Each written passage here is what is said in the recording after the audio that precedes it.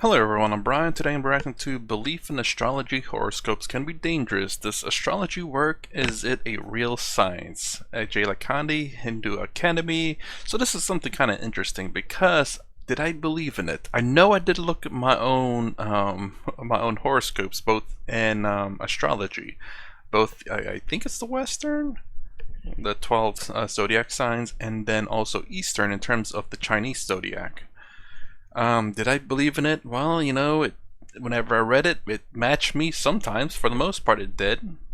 But the thing that I always had with it was the sheer fact that kind of like it could apply to a lot of people. So it's very generic. That if you and something I watched on YouTube was they did a test where they cut up all the zodiac horoscopes or attributes, and they mixed them all up, but they removed the actual astrology, the sign. They just had the words, and they mix them up and you just grab randomly. It says, does this describe you? And they had ways to match up what the original one was, and a lot of people say, yeah, this describes me. It's like, oh, that's interesting because it's not your zodiac sign. So that's kind of how to get people into it. It's like, oh yeah, that sounds like me. So let's see what Lakhani here has to say. And it's very low. Hopefully Lakhani's kind of loud.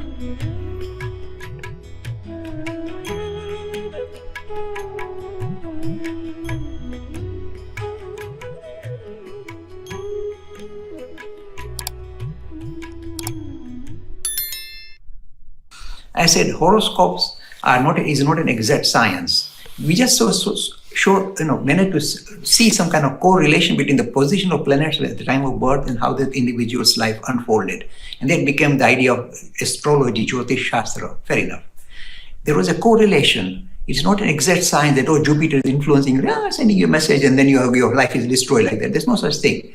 But there was a kind of correlation between the position of planets and the lives led by people. This is how Jyotish Shastra started. And I suspect, look, I'm very guarded, that this Jyotish Shastra actually was, the foundation was in India. They did experiment over 500 years or so to see if this is real.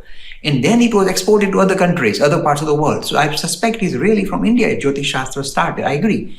But it's not an exact science. Even some of the people who started this thing found that in their own life didn't work. So I discarded it because it's not exact science. It's just an approximation. Sometimes it seems to work.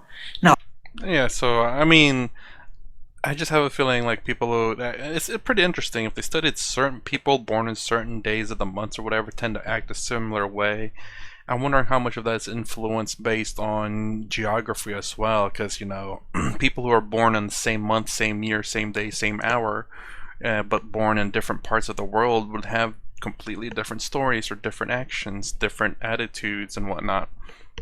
So I'm assuming it's probably, so if they studied it within their own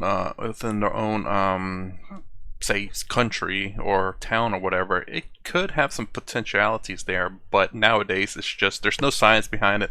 It's just people who's like, oh yes, this works, and just wrote it out there and make money off of it.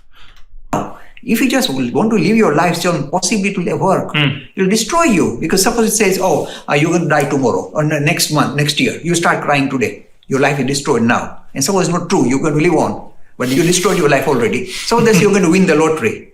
And the thing is though that I will say this though, they don't I think in horoscopes they don't be too precise. Say, something good will happen to you tomorrow. And was that good? You pooped. Felt pretty good. I didn't poop today, poop tomorrow, that's even better. And it's kind of just like very general. It's like, oh man, they said something good happened to me yesterday. What happened to me yesterday was good. I got me a milkshake. I guess that's pretty good. It's never dry. It's like, oh, you will win $1.725 million. Like, that's a very precise number there. Let's see if that's true. It's very generic, very broad, so that they can never usually be very wrong. Next year. And you don't. And no, you stop working, and then next year no money comes, and you are struggling. So suppose, and again, it takes away the sense that you are in charge of your destiny. You see, it takes away your own ability to sort yourself out. So Jyotish Shastra is not an exercise. It can be dangerous. And a lot of people who love Jyotish Shastra, even one of my very close priests in London said, Mr. Lakhani, here I disagree with you. It's a proper Shastra. I said, no. And one guy was very rude to me. He said, Mr. Lakhani, Jyotish Shastra is Vignan. You don't understand. You're talking of theoretical physics. You don't understand the meaning of Vignan. So I didn't want to argue with him because I don't normally argue. show you my sense of humor. When somebody says, I want to argue, I said, you win, go away. So Jyotish Shastra is not a Vignan. What is Gnan? Let me tell you. Gnan is as follows. Either you're Agnan, means you're in absolute ignorance, you have no idea what you're talking about, or you say you've got Gnan. Gnan is used to say about worldly knowledge. This is how electrons fly about and all that. Worldly knowledge. Gnana. Vignan means a spiritual knowledge, that your true nature is something different from what you think it is. That's Vignan. And this guy was telling me Jyotish Shastra is Vignan. So I said, God help us. It's Agnan rather than Vignan. But so I have to challenge this thing. Things continue to happen.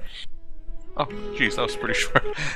And he was kind of short. So, and this is another thing. This is very interesting. I think there were, in some of the dating things that I watch on YouTube, there are males who talk about females who go into astrology, and like, you know, they will date you if you're a certain zodiac sign or something like that. I'm like, I wonder if I ever meet anyone like that. And then, you know, and the test that I would love to do is the one where you get the zodiac signs and a little description about each individual person. I want to be able to cut out those 12 zodiac signs, remove the zodiac sign itself from the description, and then mix it up and say, okay, which one are you? Which one describes you best? You know, and do that for a little bit, because if they have 1 out of 12 chance of getting it right.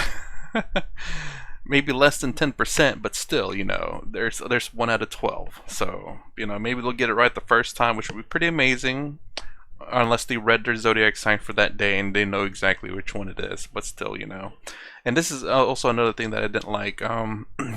Kind of takes away the power from you.